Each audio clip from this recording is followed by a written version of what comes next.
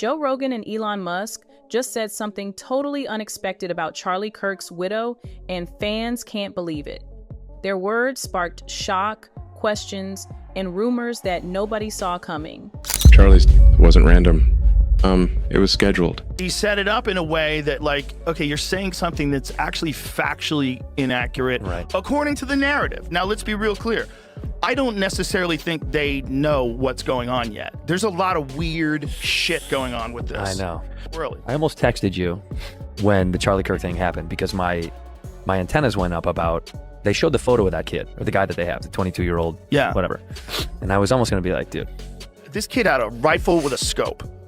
Now, here's where it gets weird. The first images of this rifle with a scope, I swear to God, it looks like he has a composite stock on it. Like, it looks like a modern 30-06 rifle. There was that one guy who was the decoy. All right, so you got this guy who's an older guy who starts yelling out. Didn't he take his pants down? Took his pants down? This guy was at 9/11. He was at the Boston bombings. All the hits. He called in a fake bomb at another place. And then he did this at this thing.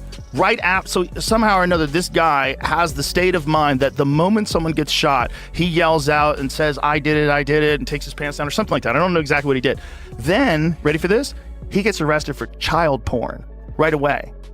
Right after this happened? Oh, right away. He's in jail for child porn. Why is that? Well, now you can't. Before we unpack what Rogan and Musk said, we need to understand the story that brought Erika Kirk into the public eye. Charlie Kirk was one of the most polarizing political figures of his generation, the founder of Turning Point USA, a powerful conservative youth organization that reshaped college campuses across America. Whether you admired him or despised his views, there's no denying Kirk built an enormous following and wielded significant influence in the political arena, but that influence made him a target. In September 2025, during what was supposed to be a routine campus event in Arizona, tragedy struck. Charlie Kirk was assassinated in front of a stunned audience, an act that sent shockwaves through the political world and left his supporters devastated. The incident dominated headlines for weeks, triggering investigations, protests, and debates about free speech and security in America's increasingly divided political landscape. At the center of it all was Erika Kirk, Charlie's widow. Overnight, she became a symbol of strength and resilience, stepping into a public spotlight she never asked for. At his emotional memorial service, Erika spoke about forgiveness, healing, and continuing Charlie's mission, even as the country reeled from the violence that took him away. Her grace under pressure earned her widespread respect, but it also thrust her into a complex web of public scrutiny. But just as the world began to move on, two of the most powerful voices in media and tech turned their attention toward Erika, and what they said stunned everyone.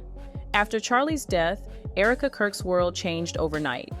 Once known mostly as Charlie's supportive partner, she was now thrust into the center of a national tragedy.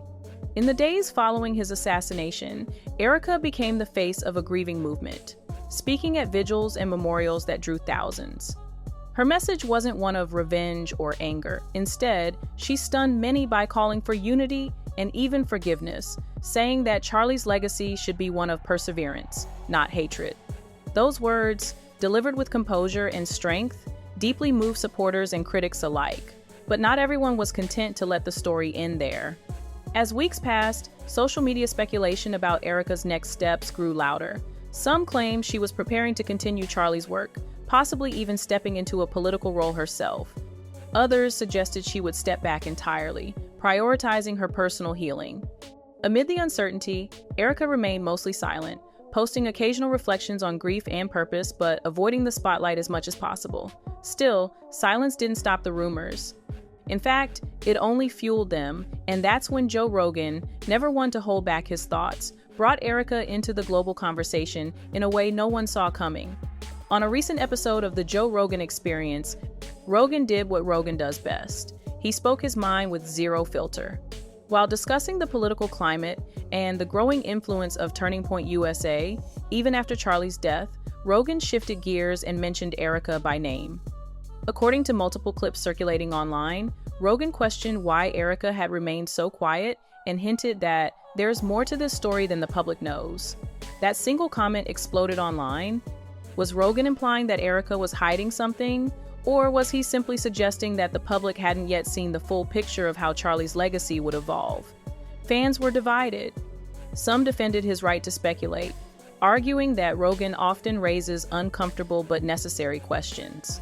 Others accused him of being insensitive toward a grieving widow and exploiting tragedy for podcast views.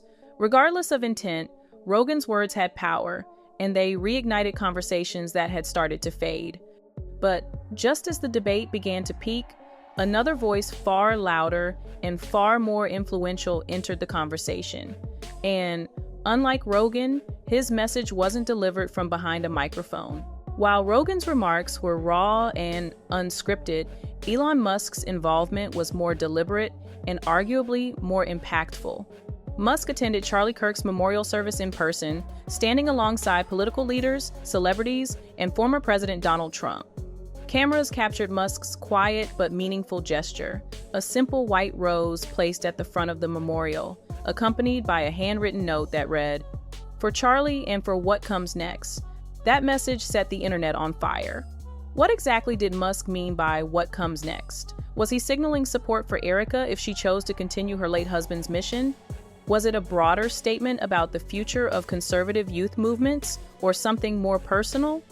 Later, Musk doubled down on his sentiment during a press conference, praising Erika for her strength and calling her one of the most composed and principled people I've ever met. He spoke about the need for unity in polarized times and hinted that Charlie's vision might still shape the future, possibly with Erika's involvement. Whether intentional or not, Musk's words elevated Erika from the role of grieving widow to a figure of potential leadership and influence. But not everyone saw Musk's actions as purely supportive.